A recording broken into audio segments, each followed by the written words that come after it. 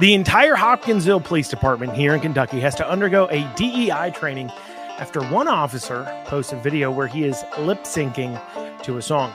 The Lexington 911 Center shuts down briefly due to COVID, and JCPS bus issues are getting more complicated as JCPS has lied about bus drivers quitting. We'll have all that and more today on the Andrew Cooperrider Show. Of course, I'm your host, Andrew Cooperrider. And before we dig into it, as always, I ask that you please like, comment, share, subscribe, and spread the word about the podcast. We are growing immensely. We're seeing fantastic numbers on our end, and it's all due to the hard work you all do of making sure that the message here gets out. And also, too, I want to remind everybody that you can email me any types of tips or stories or things you want to hear talked about on the podcast. You can email me at info@theandrewshow.com. Once again, that's info@theandrewshow.com. And without further ado, let's dig down into it. So the Hopkinsville Police Department has stated that all officers will undergo a diversity, equity, and inclusion training after one of their officers stirred up some far-left outrage with this TikTok video. Shit might fly in the city. Good luck. Try that in a small town. See how far you make it down the road. Around here we take care of our own. You cross that line, it won't take long. Now, is he in trouble for what I would get him in trouble for doing a horrible job lip syncing? No, I mean, objectively speaking, it was a bad lip syncing video. For all those who couldn't see the video, it was simply Jason Aldean's try that in a small town while an officer with his cruiser, I'm assuming his cruiser, pointed towards the camera with the lights on, and he was doing a rather bad lip syncing video, in my humble opinion. Now, of course, if I was in control, I would say that everybody who posts a bad lip syncing video should immediately be shunned by society. But no, that wasn't what he's in trouble for. Was he wrote up for perhaps using taxpayer funded resources like his cruiser in order to grow his following on China run by a social media app? Nope. In fact, this officer here has been making TikTok videos for quite some time now, a trend we see with officers in our modern time. And while I personally, per se, don't find the actual video itself objectionable, I, as you can tell, am a little annoyed about using taxpayer dollars for TikTok videos. But regardless, that we can put that argument to the side because that's not what people are upset about. In fact, I haven't heard anybody bring that up. No, what stirred up the controversy is, well, you guessed it, far-left agitators decided he was quite clearly and obviously a racist for singing the song. Hopkinsville really started getting the complaints when this TikToker that goes by the name of @TizzyEnt, Tizzyent, who apparently makes it his job on TikTok to find and quote unquote expose people like this police officer for their great sins of disagreeing with old Tizzy's worldview. Let's listen to what Tizzy had to say and what ended up causing all these so extreme complaints. About that Jason Aldean song, because you did it after there was controversy. You did it after people started saying, there's racist undertones here. There seems to be dog whistles. This seems to be alluding to things like lynching, literally in the chorus that you did in the video. A song where in the music video, Jason Aldean used images from BLM protests, which of course were protesting police brutality specifically against Black Americans. Images that he has since had to remove, not because he felt bad, but because he used them without permission. And you, a law enforcement officer, decided to make a video about that. I'm just curious why. I mean, it's not because you work in a small town. Most consider a small town 2,500 to 5,000 people. A few random people on the internet will say like 8,000 or 15,000, but even by that amount, you don't work in a small town. Now, as of 2021, Hopkinsville's population was over 30,000, and I suspect it's probably grown since then. And out of that population, more than 27% of the residents are Black. And here's an officer who's part of their community performing to a song that's been considered racist and pro-lynching. And I'm just curious why that is. And I'm willing to bet I'm not the only one. Well, there you go. Because a bunch of people on the left decided, with no real evidence other than that they don't like country music, that Jason Aldean's song is racist. And if you disagree with him, then clearly you must be racist. After all, Aldean used video from the BLM riots. That is accurate. But he also used video from the January 6th riots, almost as if he was just simply saying he hates the rioting that is going on within our cities. So let's not mention that, because, of course, it doesn't actually fit the narrative. And you heard Tizzy clearly. Try that in a small town is just simply a dog whistle for lynching, according to him. And if you don't hear it's because, well, you don't think about racism 24/7. So therefore, clearly, you must be a racist. With all this pressure coming down, how does the Hopkinsville City Council and Mayor respond? Now, Hopkinsville is a majority Republican city council and has a Republican mayor. So did they tell the officer that they know they aren't racist and stand up to people like Izzy that don't live in their town to go mind his own business in his own town?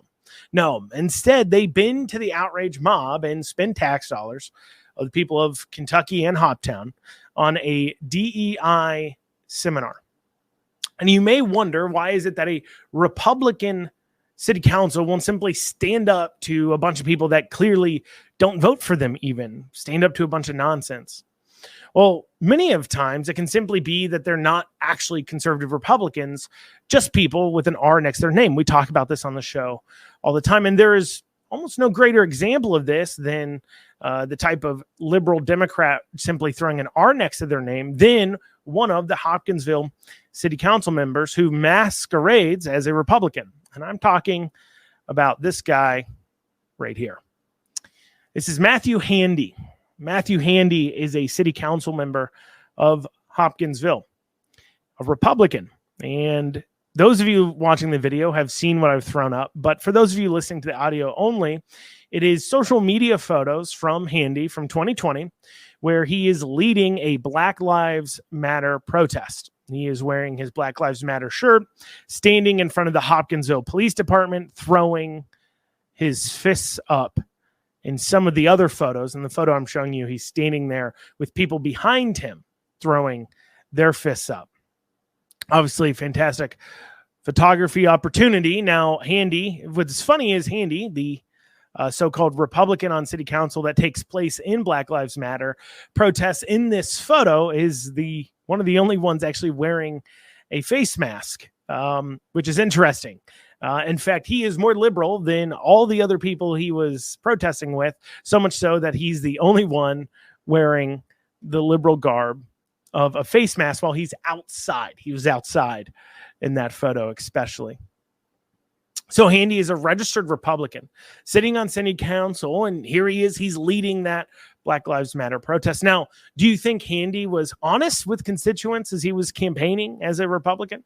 Do you think he told them that as a BLM activist, he will jump on the first excuse he can to push for their tax dollars to be spent forwarding the type of DEI agenda that the Republican voters so disagree with? I mean, after all, that would be of great concern. It is not simply, you want to be a protester and fight for your causes. Okay, then do it. I'm not saying he doesn't have a right to do that, but the voters have a right to know what their tax dollars are being spent towards. So of course not. He lied about what he represents, because that's what bad people do.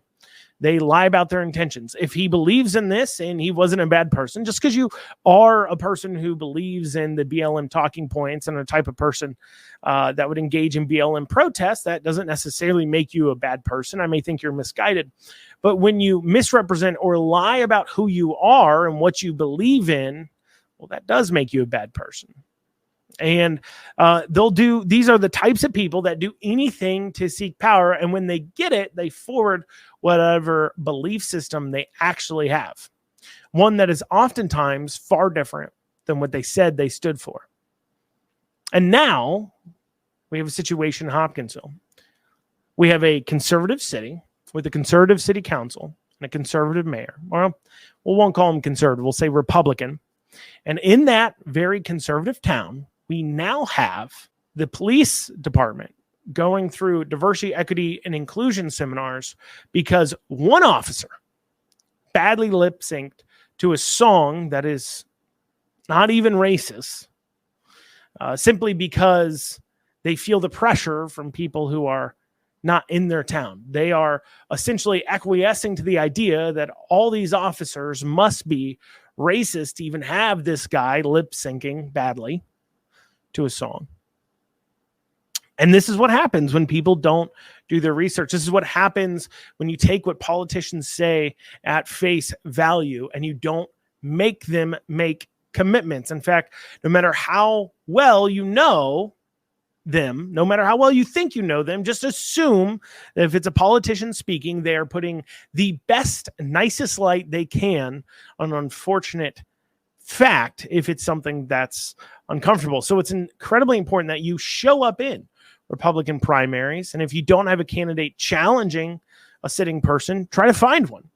Educate yourself on others on who is running and be influential, because right now, tax dollars, because people failed to properly check out who they're voting for, find candidates to run, and challenge them because people failed on that. Hopkinsville's tax dollars, and to a degree how you cut it up, the state's tax dollars, are being spent on a BLM agenda in a conservative town in Kentucky because we as voters have failed to do our jobs. Well, coming up, the Lexington 911 Dispatch Center shuts down due to sickness.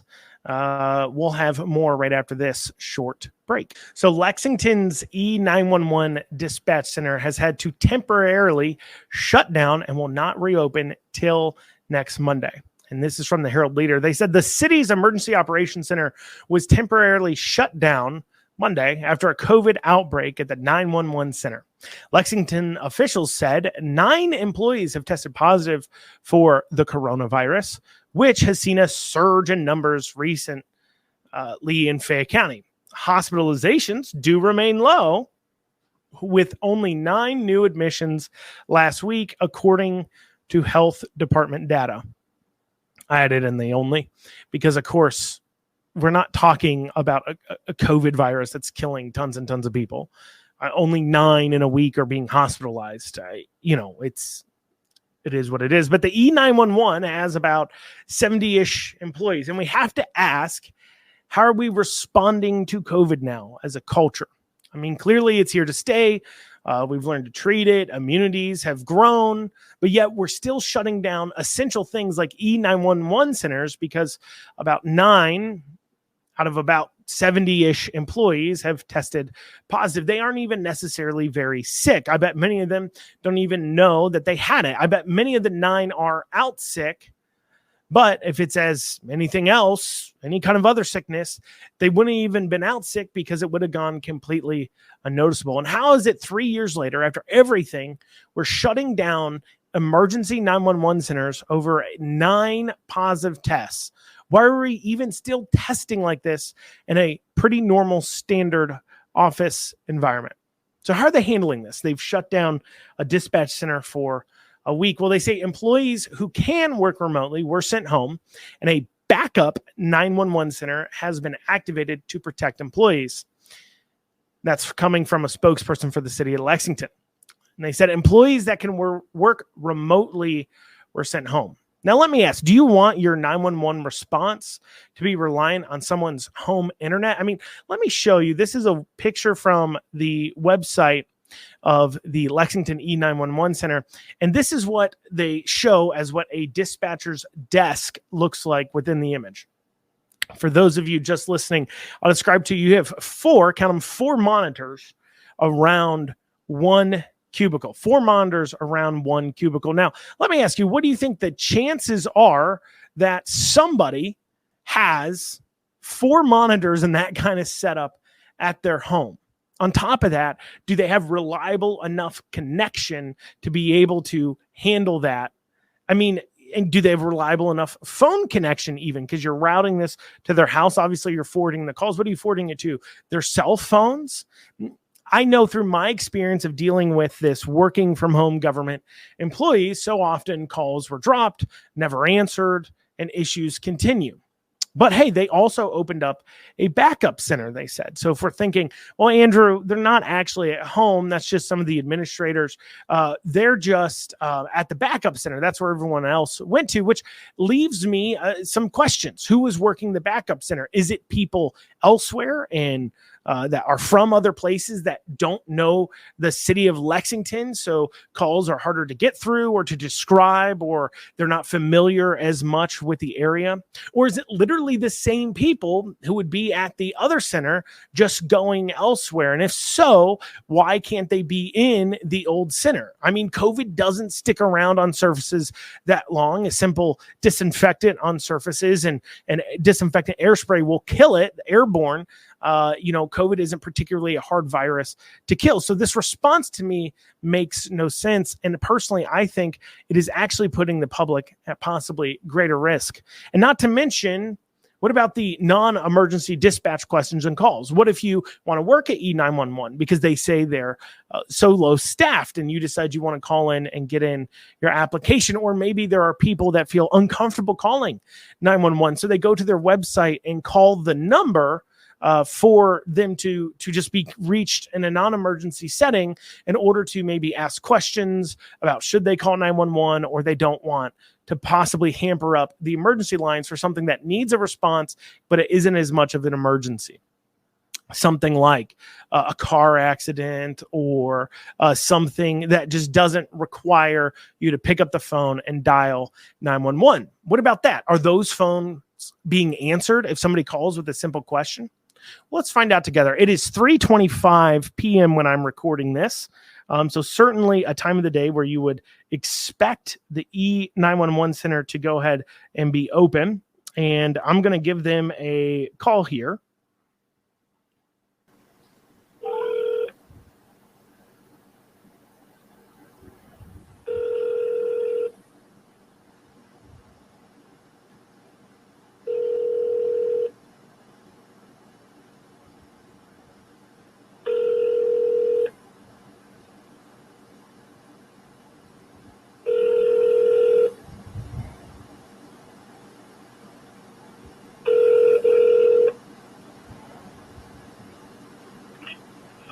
Reach the administrative offices for Lexington 911.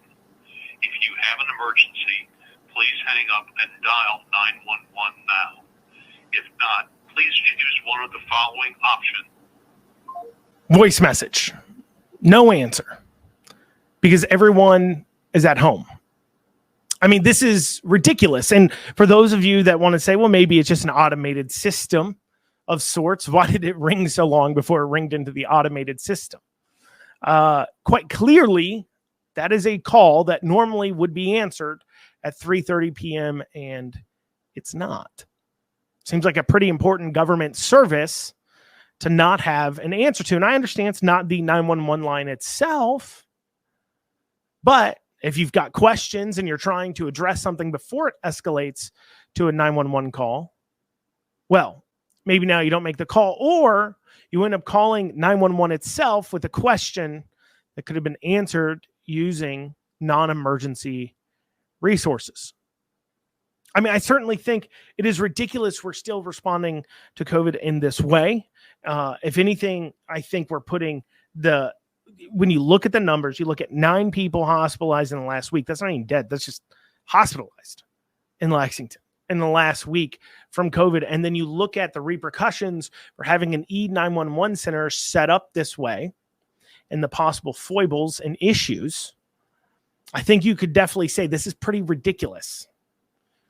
And I think we need to move on from treating COVID in this way. Some people don't want to let it die, of course. And we've talked about that, but anyways, okay, coming up after this, JCPS bus issues are getting more difficult as we are seeing some drivers quitting, and we'll have more after this short break. So JCPS officials have repeatedly said that their failures on the bus routes have not resulted in drivers quitting. I mean, obviously, if your entire problem is based around an idea that you don't have enough drivers to service the amount of kids you have to, then having drivers quitting is only going to make the issues worse. And you failing on basic things that causes them to leave, quit, and be pushed away certainly isn't going to help. Now, as of last Friday, right? So I guess last Thursday, they said they had not lost any drivers, but then Friday, they had to admit that perhaps, possibly drivers have quit due to the debacle. 8, actually, so far that they know of. Something that I think any rational human being would know, that clearly some drivers would have to be quitting after this. Is it worth putting up with? You already have all these other issues. Put up with incompetence up top isn't actually something you would think these drivers would really put up with too long. But one of these people who quit was Josh Haberlin. And he said he quit because, and I'm citing here, there's a lot of kids crossing 4-lane streets. They even had us crossing 5-lane roads going straight across, and there's no way to safely cross that in a school bus. Now, remember, they said that they hadn't lost any drivers. It wasn't until this last Friday that they admitted it. And last Friday is the 25th. Well, apparently, Josh's resignation, he had put it in several days before, but he said his last day working on his resignation was August 17th, 2023. And JCPS has confirmed that he did leave on August 17th, 2023. Now, that when last Thursday they were claiming that nobody had quit, that would have been a week since Josh's last day, and he put in his notice several days before that. So over a week, he had submitted that paperwork saying he was quitting. Now, something tells me that JCPS maybe was lying a little bit, but what does JCPS say as why they got this wrong? Well, they say, simply put, when somebody quits, it takes a while for HR to process it. And they say that, well, it takes time to get through human resources, and we didn't know about it. Now, how many other bus drivers have quit? More than 8 that we just don't know about. I mean, exactly what's going on here. I mean, perhaps the very same organization that doesn't know if somebody quits over 8 days after they've put in their resignation, that kind of organization that's unaware of that, maybe that problem's part of the failure. I mean, after all, your biggest problem, your hardest resource to get right now is bus drivers, and you're not keeping track of who's quitting and who's leaving and who's not. Now, of course, there's a whole lot of people out there that want to simply just blame this on resources. They want to say that their HR was so slow because they just don't have the resources for transportation. They don't have the resources to hire and keep track of it. And I reiterate this all the time that JCPS last year spent over $19,000 a kid, and that's only expected to go up. So if they're spending around $20,000 a kid a year, you got to ask questions. I mean, if you assume there's 20 kids in a classroom, which might be a little low, but at 20 kids in a classroom, at $20,000 a year, that's $400,000 a classroom. And even if teachers' total compensation all in is $100K, which I mean, that sounds extremely high, especially with how much teachers say they're not being paid, you are left to ask, where's the other $300,000 per classroom going? I mean, we're left to ask that. We know it's being sucked off by positions like the president of belonging and culture and director of inclusion and these jobs. And those weren't necessarily made up titles. Those two people work with those almost exact titles, getting paid big fat 6-figure salaries, suckling off the resources that are leading to these types of problems. Problems like the busing, problems like bus drivers quitting, and they don't even know it's going on. All these people paid all this money, and they can keep track of how many drivers they have at JCPS. There is an institutional problem of failure here. There just is. And you can't throw good money after bad trying to fix something that has an institutional problem. Because while these people are getting paid these fat 6-figure salaries to do literally almost nothing, the kids in this case are suffering. And bus drivers are suffering, and that's causing kids, of course, to suffer. I mean, they're asking bus drivers to cross 5-lane roads with a bus during rush hour traffic in Louisville. This isn't exactly rocket science to know that that's a bad idea, but regardless, well, y'all, that's what we have time for today. Thank you all so much for joining me. We'll see you back here tomorrow. Have a great rest of your day. And that's it for the Andrew Cooperrider Show.